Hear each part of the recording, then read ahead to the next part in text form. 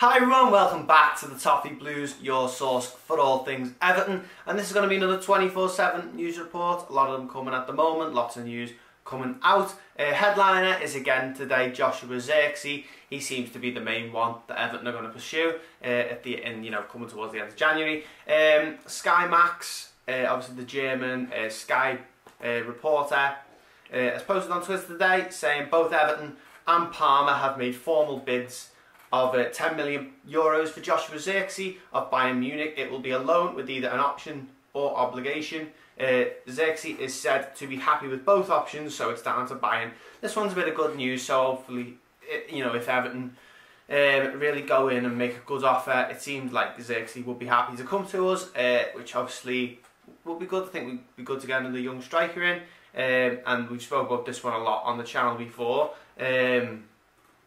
So that one's pretty good because we want to get some players in before the window closes, and obviously we've still got a lot of outgoings to go. The next one is Tosun again. CSKA Moscow have inquired to Everton about a possible short-term loan for striker Tosun. That one's coming from The Athletic. I'm not too happy about this one. I think we should be looking to get him out permanently. I think most Evertonians will say the same thing, that we don't really want a short-term loan for Tosun because we know the club's probably not going to be too keen on him. He's going to come back at the end of the season and we're going to be stuck with him again. So I don't think we should be looking at loaning him. I think we want to get him out permanently, and hopefully we get that one over the line. We can maybe try and get Moscow to maybe take the permanent deal, get him out permanently, and hopefully we'll be able to move him out before the end of the window. Another injury update. We've been plagued with a few injuries this season, but good news, Luca Dean and Alex Iwobi are both available for tomorrow's game against Leicester City. That's good news, good to see. It's always good to have Luca Dean out there. You can definitely tell the difference when he's playing, although Ben Godfrey has been brilliant, like we can't argue with that. And Alex Iwobi as well, a player that's very much favoured by Carlo Ancelotti, plays in a number of positions, so it'd be good to get him in the team tomorrow. Obviously, with Abdoulaye Doucouré missing, Iwobi probably is going to have some sort of part to play. And he did play very well at the King Power Stadium when we beat them 2-0 earlier in the season, going for the double against them. Fabien Delph, Jean-Philippe Gbamin, Alan and Niels Nkunku are all unavailable for tomorrow's match though, so not sure if none of them, bar and Alan, probably would have started anyway, and Gbamin's just completely missing, so yeah, I think Alan's the only player, obviously with Abdoulaye Doucouré as well, our two best midfielders going to be missing for tomorrow, so yeah, it's going to be a tough game, but hopefully Everton can bring home the 3 points. Moving on to a bit of news that caught my eye today. Everton Jacko, who has been linked with Everton this window already, it's come out the last couple of days. Stripped of the armbands, Everton linked Jacko trains alone is the article. Everton linked Roma striker Everton Jacko trained alone yesterday as his future at the Serie A club hangs in the balance, according to a report. This one's quite interesting because it means it's more likely to happen now, isn't it? HITC cites Sky as making the claim. The Bosnia and Herzegovina international trains alone, and they believe he could become the great protagonist of a transfer market crying out for a dash of high drama. Obviously there's not been too many deals going on so far this window, so looks like Everton Jacko could be one that could happen, whether it's Everton or not. For their part, Goal are declaring there has been a dramatic collapse in relations between Jacko and under pressure Roma coach Paulo Fonseca. So we know Fonseca is under pressure at Roma because they were linked with Bernard. It hasn't happened yet. They had a big loss, I think it was to Spezia, I'm not too sure, and the board are thinking of shaking things up, so which is what stalled the Bernard deal. Then to see this one coming out with Jacko, who's probably, I'm not sure, I don't watch too much Italian football, but guessing he's a pretty influential player at Roma, for him to be completely frozen out is just, means that this one's probably going to happen. I can't see Jacko staying at Roma past this window. Premier League rivals West Ham United have also been linked with the former Manchester City player. Got good memories of him playing for Manchester City. I know that he scored quite a few goals for them. He became a bit of a cult hero when he was at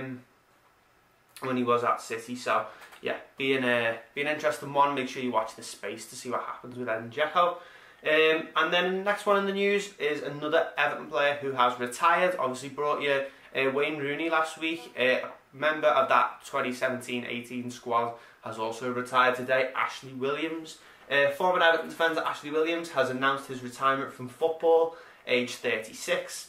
I'll read a little bit of the statement that he put out on Twitter as well. After consideration of recent offers to continue playing, I would like to announce my retirement as a professional footballer. It's been an honour to play 741 games across all levels of the English football leagues and to represent some incredible teams. So, yeah, wish all the best to Ashley Williams. I really liked him as a player at Swansea.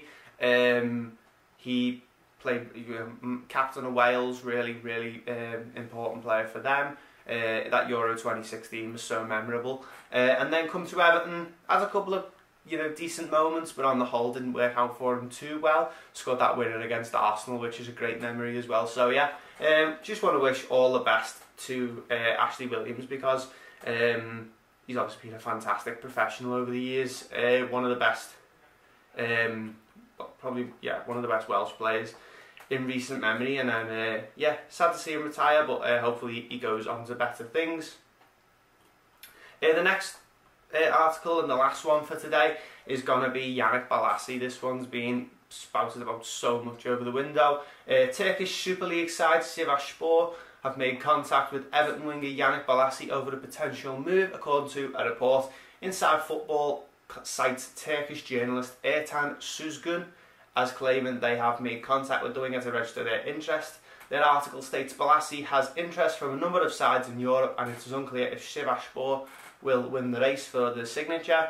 Everton are keen to offload Bolasie, and the winger departing this month would take his salary off the books for the final 6 months of his contract on Merseyside. So yeah, gonna have to wait and see what happens with this one. A couple of people saying they might think he might just wait out his contract, which wouldn't be too good. Going out to Sivasspor in Turkey, I'm not sure if that's the type of thing that Bolasie would be up for. I think he'd be much more keen on the Middlesbrough move. But we'll have to see what happens. There's obviously more clubs coming in for Bolasie. And yeah, that's going to be it for this one, guys. All of the topics that I've mentioned, feel free to weigh in the comments section with your opinions. Obviously on Twitter as well, because we get a lot of opinions through there. I'll try and answer as many as I can. If you have enjoyed the video, make sure you like it and subscribe to the Toffee Blues YouTube channel. 10,000 subscribers is the goal for this year, so helping us get closer to that milestone would be massive. So yeah, thank you very much for watching, and I'll see you in the next one.